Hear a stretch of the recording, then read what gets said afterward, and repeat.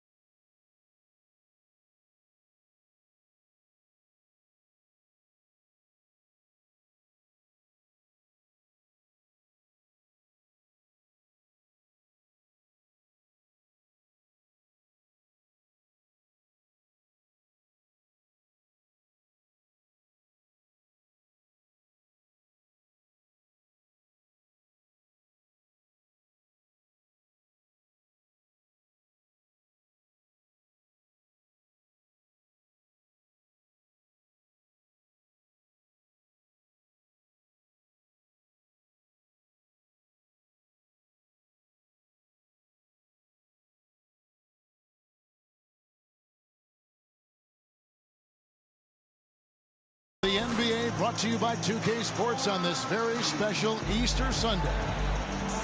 I'm Kevin Harlan along with Greg Anthony and Brent Barry, our terrific analysts, and David Aldridge is our sideline reporter. The fans here in Philadelphia ready to cheer on their 76ers in this interconference matchup. And this is the first season matchup for them against this Clippers team. And not only a 1-1 split series between these two teams last year, guys, but both wins were on the road, so home court advantage wasn't that big an advantage. And really, this is a team that expects to beat everyone when they step on the floor, but they were only able to split the series last year. And they don't want a repeat of what happened last year here. They know this is an opponent they can handle, and they don't want to give away anything like they did last year. And he likes to get in a rhythm early. Nice triple. Pass to Towns. Portis in the post. Shot clock at 6.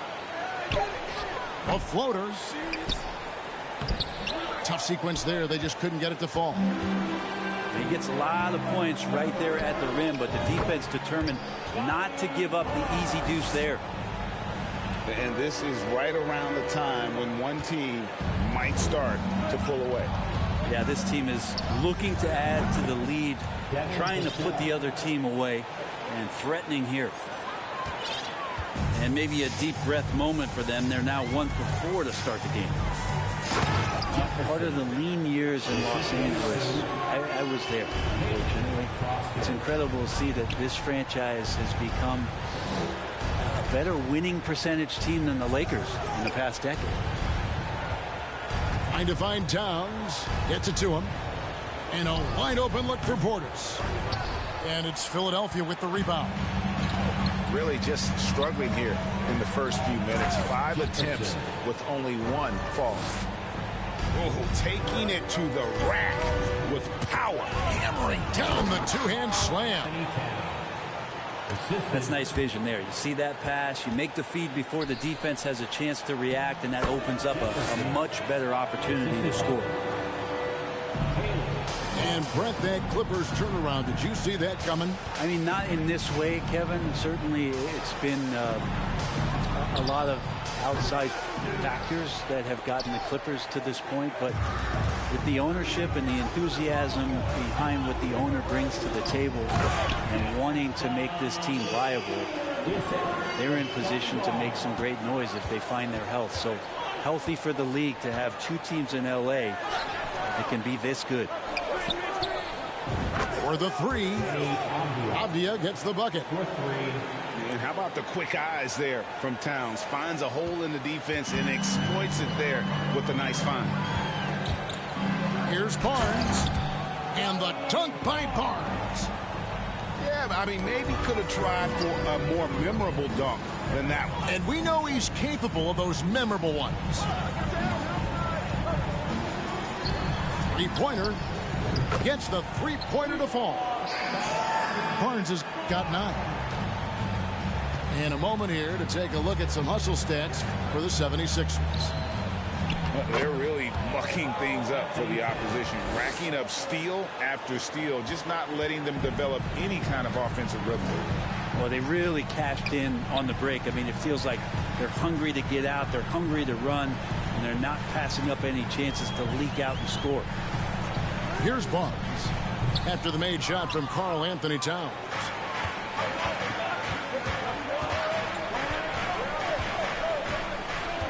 From deep. Back to Vassell. Here's Holt. 2 free throws coming up, and they call the shooting foul. Mikal Bridges picks one up. And certain teams take on the attitude of their city. And over the years, Philadelphia has been one of them. The Sixers known for having tough teams, much like the town. And the Clippers making a change here. Hey, Greg, you mentioned the 76ers have taken on the identity of Philadelphia. In your estimation, how? You know, you go all the way back to the 80s. This has been a team that plays hard, focuses on defense, gritty, much like their city. So they tend to play with a chip on their shoulder. Now here's Towns. He's making his presence felt offensively with his scoring average up there at almost 13 points a game. And if you're the guy who has to guard him, it is never going to be an easy night for you. Here's Foster. The kick out to Barnes. And it's Barnes slamming it down. I mean, he's just making the D look foolish. I mean, that was one heck of a move to get himself the space he needed to operate. And how about the slam to finish it off? Not too shabby either.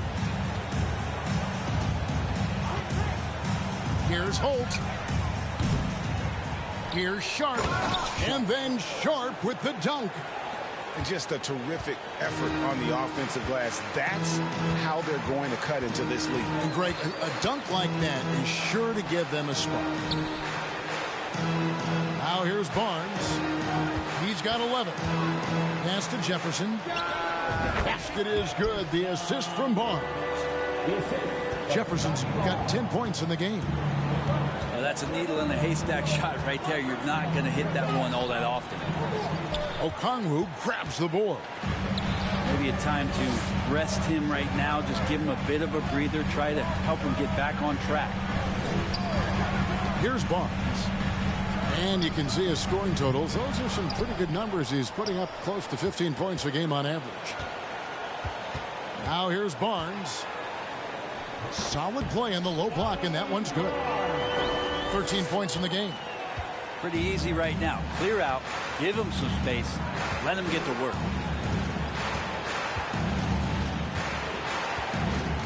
There's 38 seconds left to play here in the first.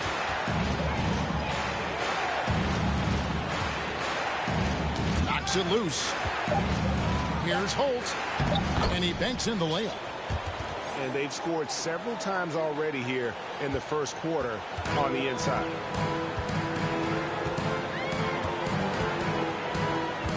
Here's Foster. He's been quiet so far. Still no points in the game. From deep. The rebound by Sharp. To the paint. And so it's the Philadelphia 76ers heading to the bench with a 7-point lead as we wrap up the quarter. They're playing a bruising game inside, and it's working for them. And we'll be back with you shortly.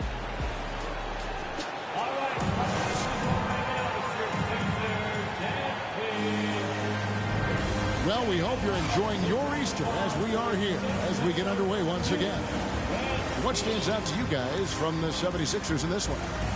Well, look at the turnover ratio, then look at the score. Easy to see what happened in that first period. Yeah, hopefully the opposition can recover, because that first quarter defensively was unbelievable, just crippling defense. And the shot goes in from Fultz. Well, if there's one thing, Greg, that defines a modern NBA big man, it is mobility. And they've got to be able to move their feet and really play in space. Otherwise, they just can't stay on the floor in today's game. Pass to Wiggins. Now here's Williams, covered by Barnes.